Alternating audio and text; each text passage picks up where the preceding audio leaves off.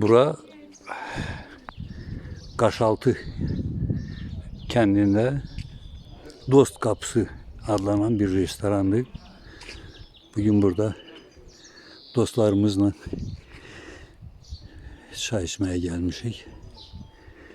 Bura restoranın həyətidir. Gördüğünüz gibi her yerde, ümumiyyətlə Naftalanda bütün restoranlar, bütün sanatoriyalar hamısı çox necə deyərlər, gözəl, Rus demişkən uxajınlı. Her taraf səliqəli, her taraf çok güzeldir. Bu tərəfdən də baxıram tarlalar. İlin en güzel fəsli olan yaz fəsli, doğrudan da təbiətin əvəz olunmaz bir necə deyərlər vaxtıdır ki,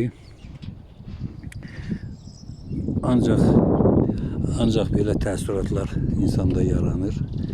Yaxşı təəssüratlar, çox gözəl təəssüratlar yaranır. Ağaçların hamısı yaşıllaşır, güller çiçək açır, kuşların nəğməsi çox gözəldir. İndi buradan keçirəm sağ tərəfdə Qaşaltı kəndinin ərazisində olan neft yatakları, hansı ki bu yataklardan naftalan nefti çıkarılır ve borularla gönderilir sanatoriyaların rezervuarları var. O rezervuarlarda hemen neft kızdırılır. Yerli ahali ona samavarda değiller. O gördüğünüz kent Qaşaltı kendidir. Ondan biraz aralda Naftalan sanatoriyaları. 20. ildə bax bu yerler hamısı ermənilərin, mənfur ermənilərin top ateşləri altında olmuştu. Hatta Naftalan şəhərinin özüne de bu mermiler düşmüştü o vaxt.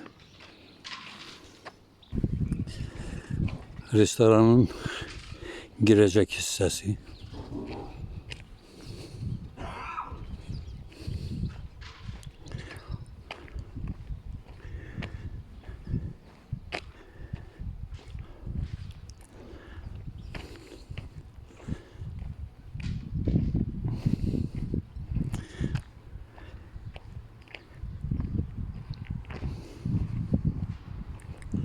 Karşıda gördüğünüz dağın eteğinde olan rezervuar növbəti bir rezervuardır ki, hansı ki ora yerden çıkarılan neft ora verilir, ötürülür ve borular vasıtasıyla sanatoriyalara paylanır. Belə rezervuarlardan çoxdur.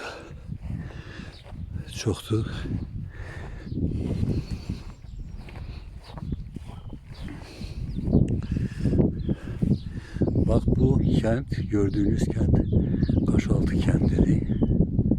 Biraz yakınlaştırın. Bak bu kent. Bu Qaşaltı kendidir. O tarafta ise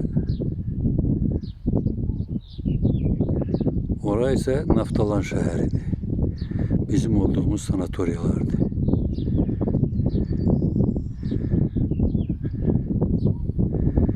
Bu dağlar ise Goranboy rayonunun dağlarıdır.